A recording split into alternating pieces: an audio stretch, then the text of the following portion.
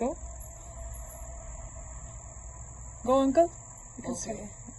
Namaskar to everyone. Every year, this Independence Day of India is a very inspiring occasion for the people of India, in India and also wherever they are settled outside India. Why? Of course, because some 73 years ago, the people of India made the foreign rulers leave India for good and secured complete independence. India became a sovereign nation.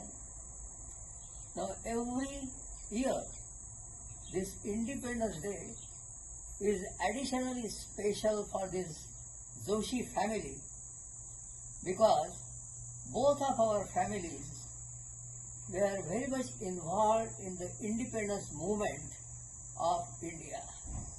And also, the foreign national flag was brought down. And at that place, the Indian national flag was raised at a district place known as Thane near Mumbai by yours sincerely's father because he was the president of the party in power in the district at that time.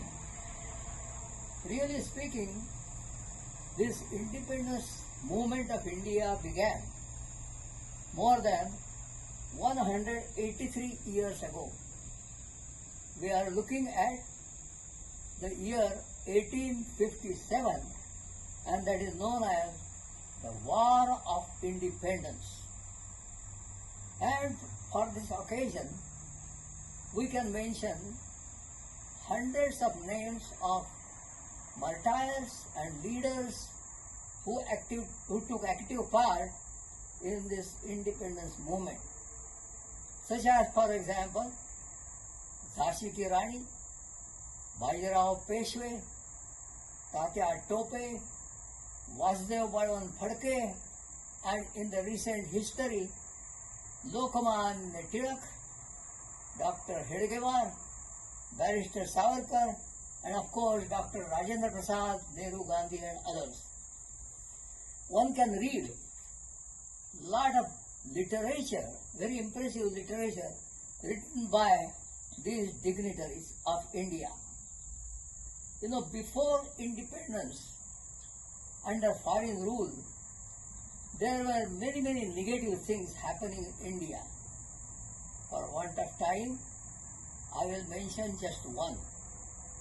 For example, there was utter inequality in the pay and pension benefits that were made available to the British people in India and the Indian people in India. They were there, that is, British were there in India just to bleed India economically, financially, culturally, socially, and so forth. And that all changed on this day of 15th of August 1947. After independence, glorious days have come to India because India established parliamentary democracy on the very rich principles of Vedic philosophy.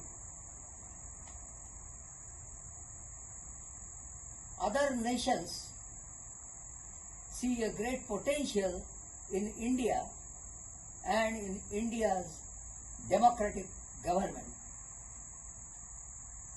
See, every nation needs a good infrastructure for development. India has done that during the last several years.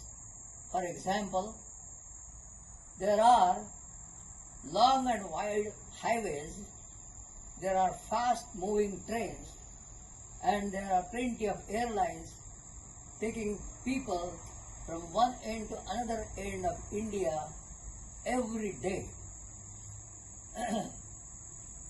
Now look at some interesting statistics that we found published in newspaper. For example, 38% of all medical doctors in America, they say they are of India origin.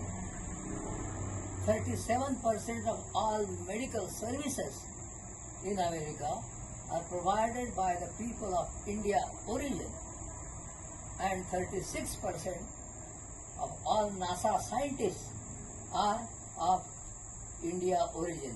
Isn't it very impressive? Also look at some historical facts. India established first university long ago.